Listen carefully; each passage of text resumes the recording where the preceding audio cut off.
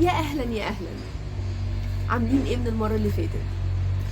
عاوزين النهارده نكمل مشاعر الخوف اللي بدأناها المره اللي فاتت، بس مش عايزاكم تتوتروا خالص ولا تخافوا. النهارده هنحاول ندخل للعمق اكتر ونفتش جوه الاوض الضلمه اللي موجوده جوانا، واللي احنا دايما مش بنحب نشوفها ولا نتكلم عنها، وبنخبيها عن كل الناس حتى عن نفسنا.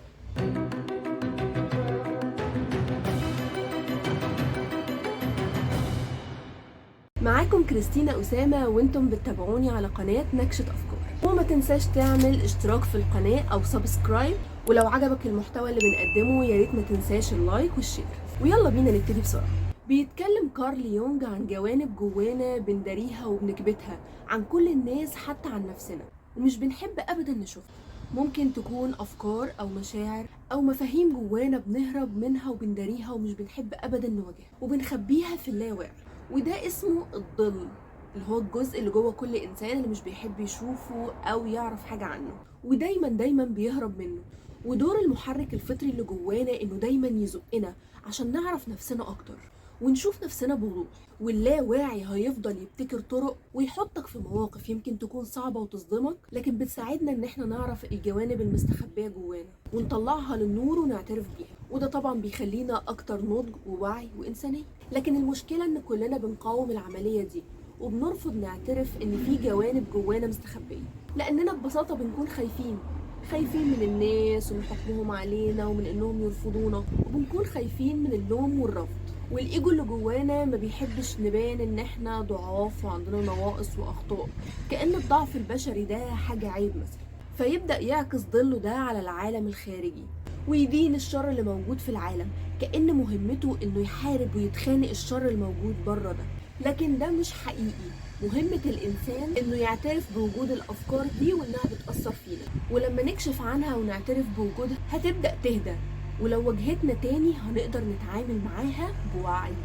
يعني الإنسان اللي مخبي جواه فكرة إنه ما يستاهلش الحب يمكن يكون مش واعي إن الفكرة دي موجودة جواه أصلا، هي بتكون متدارية لكن بتظهر في سلوكياته، ويبدأ هو يرمي الخطأ على العالم وضله على العالم، إن العالم هو اللي ما فيهوش حب وإن أصلا مفيش وجود للحب ده. فيلاقي نفسه بيتحط في مواقف كتيرة ممكن تصدمه وتوجعه عشان تبين الفكرة اللي موجودة فيه دي وتخليه ياخد باله منها، زي إن يلاقي حواليه ناس كتير قوي بتحبه لكن هو اللي يبعد عنهم عشان خاطر هو مش مصدقهم ومش مصدق إن هو يستاهل الحب بتاعهم ده، أو إنه يقرب من ناس مش بتحبه فيوجعوه ويتعبوه ويعاملوه وحش، وهو يفضل جنبهم لأنه مصدق إنه ما يستاهلش الحب، إن هو ما يستاهلش غير المعاملة الوحشة دي، ويبدأ يتوجع في كل موقف من دول. وكل ده علشان اللاواعي عايز يطلع الفكرة دي للنور، ويفضل ورا الشخص لغاية لما يفهم الفكرة دي ويشوفها ويبدأ يغيرها، وساعتها كل المواقف اللي بتوجع دي هتقف من نفسها وهيبدأ يتعامل صح معاها. انه يقف ويقول ان العالم كله وحش والناس كلها شريرة ده مش حل. كل المواقف دي مش هتقف غير لما يخرج الفكرة اللي جواه للنور، ولو تعرض للمواقف دي بعد كده هيقدر يتعامل معاها بوعي، وهيفهم هو بيتصرف كده ليه وهيقدر يتعامل ومش هيحس انه ضحية قوي. المشكلة في ان اللي بيدي الفكرة قيمة وتقل وكده ونحسها حاجة قيمة قوي لدرجة ان احنا محتاجين نخبيها ونخفيها هو خوفنا ان احنا نطلع وحشين، وكسوفنا من الفكرة اللي ممكن تكون اصلا مش منطقية، واللي لو طلعت للنور هتبان هشة وضعيفة جدا وملهاش اي قيمة ومش حقيقية يمكن كمان. عامل زي الطفل اللي ما اكلش سندوتشاته في المدرسة، فمن خوفه انه يقول لمامته يفضل مخبي السر ده ومرعوب وما يعرفش ينام ويبدأ يقلق ويحس برعب، والموضوع اصلا تافه جدا. هو لو راح قال لمامته الموضوع هيخلص ببساطة قوي، تقوله ليه كده يا حبيبي يبقى كل السندوتشات بكرة. الفكرة مش منطقية ومش حقيقية ومش مرعبة للدرجة دي كلها. كمان خوفنا من الناس، من حكمهم علينا، رفضهم لينا، من انهم يشوفونا بصورة وحشة. جوانا دايما كده حاجة ملحة انهم يكونوا راضيين عننا ويحبونا، ونحدد هويتنا ورأينا في نفسنا من خلال رأيهم فينا، خصوصا بقى لو الشخص ده عنده سلطة. بس انا عندي خبر ليكم ممكن يريحكم شوية، ان كل الناس عندها نفس الافكار والاوهام والمخاوف اللي عندك. كل الناس بتخاف من الرفض كل الناس خايفة انها تبان غبية او وحشة او فاشلة، وهو ده اللي بيسميه كارل يونغ باللاوعي الجمعي. يعني المشكلة مش فيك انت بس، كلنا كده عزيزي المشاهد، كلنا خايفين، لكن في وجود الأمان بنبدأ ننفس عن الأفكار اللي احنا دفناها دي بسبب الخوف. يعني لو واحد ضايقك في الشارع وزنق عليك بعربيته، فتتخيل نفسك بتفتح باب العربية ونزلت وفتحت باب عربيته ومسكته وضربته قلمين طخ طخ على وشه، وفضلت تضرب فيه لغاية لما تخلص الغيظ اللي جواك كله. بس انت انسان مهذب، انت ما تعملش كده. في رقيب جواك يقولك عيب كده، ما ينفعش نضرب حد وما ينفعش نعمل ده كله، عيب. ينفع انت تعمل كده؟ تطلع منك انت انك تعمل كده؟ كده الناس هتشوفك انسان همجي ومش متحضر، هتشوفك وحش، وانت يعني هتقول على نفسك ايه؟ فتدفن الفكرة جواك في اللاواعي وتكتفي بانك تبص عليه وتكمل طريقك. اول ما تروح البيت تلاقي قدامك فيلم اكشن، وواحد ماسك الغيظ وعمال يضرب فيه ويزغط فيه ويديله بالبوكسات في وشه.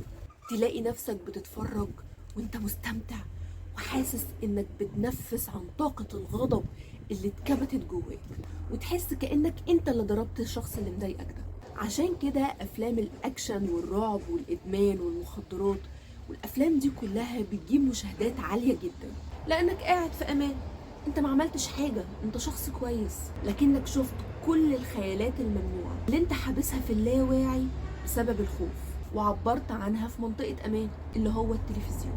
المشكلة هنا ان احنا بنتخض لما نفكر الافكار دي، وبننكر ان احنا ممكن نفكر افكار زي كده لانها افكار غريبة عننا. انا انسان متربي ومهذب وهادي ومش عنيف، ازاي تجيلي فكرة عنيفة بالشكل ده؟ لكن الحقيقة انه لا لا لا لا، ما تقلقش خالص، انت زي الفل. هي دي بس طريقة تعامل العقل اللاواعي مع الصور. احنا متربيين وزي الفل، بس العقل اللاواعي مش بيتربى، ما عندوش قيود، ما عندوش موانع وصح وغلط، ما عندوش فرامل تفرمله. ودي وظيفة العقل الواعي، انه يفرمل اللاواعي. بس ما تاخدش الموضوع بجد قوي يعني وتزعل على نفسك وتحس انك هتبقى يعني قتل قتلة وحرامي وحاجات كده. الموضوع ابسط من كده بكتير، وما تاخدش الصور دي بشكل حرفي، هي مجرد تنفيذ بس مش اكتر. ما تنتقدش نفسك، المهم انك تكون واعي بيها وعارف هي جت ليه وايه اسبابها وايه الضغط اللي موجود جواك محتاج تنفس عنه بشكل صح، وده ممكن يخليك اقوى. خدها بضحكة كده وخلاص.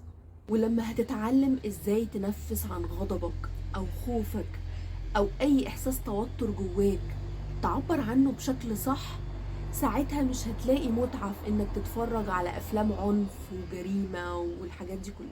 وعلى فكرة، الاستسلام للخوف أصعب بكتير من إنك تقوم وتواجهه. الخوف ليه أضرار كتير جدا، لأنه بيستهلك طاقة كبيرة جدا في إنك تقوم وتعمل وسائل دفاعية عشان تهرب منه وتعرف تتعايش مع وجوده. ده بيأثر في عضلات وشنا، بيغير في ملامحنا، وبيأثر في المناعة وحالتنا الصحية وفي كل أعضاء جسمنا. تخيل إن الأفكار المخيفة بتعمل ضعف في العضلات وما بتخليش الطاقة تمشي في مسارات الطاقة اللي موجودة في الجسم. وده مش كلام من عندي، ده حاجة مثبتة من خلال الاختبارات الحركية. كل دي أضرار للخوف، ومع ذلك بنتمسك بيه برضو لأننا بنتوهم إن الخوف هو اللي مخلينا عايشين، ولو ما فضلناش خايفين هنتأذي ونتجرح، لأننا بنخلط بين الخوف والاهتمام والحرص. لكن ده مش حقيقي. احنا ممكن ناخد بالنا من جسمنا عشان مقدرين قيمتنا وبنحب نفسنا، مش عشان خايفين من المرض. احنا ممكن نحترم الناس ونديهم وناخد بالنا منهم ونهتم بيهم عشان بنحبهم، مش عشان خايفين نخسرهم او خايفين ان هم ما يبقوش راضيين عننا او يشوفونا بشكل وحش. اي سلوك كويس ممكن يتعمل بدافع الخوف مش بيستمر ومش بيجيب نتائج، بالعكس ده خوفنا ممكن يخلي الحاجة اللي احنا خايفين منها دي تحصل، مش بيمنعها. اي سلوك كويس بيحصل بدافع الحب بيستمر وبيدي نتائج، والناس بتحسه وبتعرف انت بتعمل ده ليه، هل بدافع الحب ولا بدافع الخوف، وانت عليك تختار. وشكرا.